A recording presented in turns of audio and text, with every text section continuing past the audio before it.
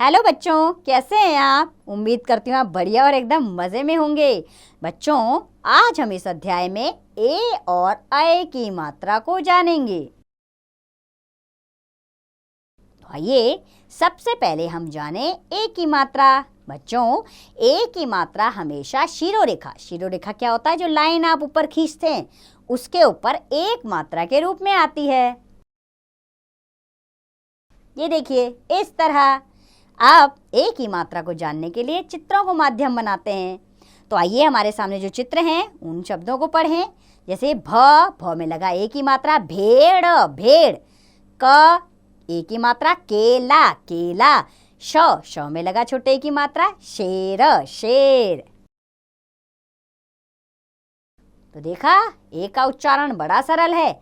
आइए कुछ शब्दों को पढ़ते हैं जिनमें ए की मात्रा आई है और उसे समझने का प्रयास कीजिए। जैसे भेष, चेला, सहेली, भेड़िया, देश, मेला, पहेली, महादेव, मेष, केला, चमेली, मजेदार, केस, बेला, हथेली, रेलगाड़ी, रेस, रेला, बरेली और मेहनत। इसमें हमने ए की मात्रा का उच्चारण किया है। तो ए की मात्रा का उच्चारण सही से करें और सही व्यंजन के ऊपर ये मात्रा लगा दें। आइए समझकर पढ़ते हैं और आप उसको लिखने का प्रयास कीजिए। अब हम इन्हें शब्दों को अनुच्छेद में पढ़ेंगे।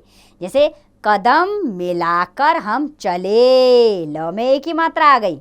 हंसते गाते चले, सदा सवेरे घूमने जाते, हंसते हंसते गाते गाते, मेघ बरसाते खुशी लुटाते, केले खाते, हंसते गाते आगे बढ़ते, मिलजुल कर खेल कूद में आगे रहते। इसमें पढ़ा हमने ए की मात्रा।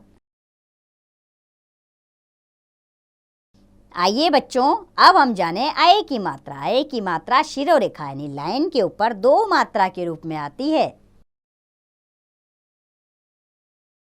इसमें भी हम चित्रों को माध्यम बनाएंगे। जैसे पैर, प के ऊपर दो मात्रा लगी और र, पैर, बैल, पैसा। अगला चित्र है थैला, मैना। थैला क्या होता है? जिसमें हम सामान लाते हैं, है ना? तो देखा, पैर हमारे कितने काम आते हैं। इसमें किसकी मात्राएं आती है? अ की मात्रा आती है।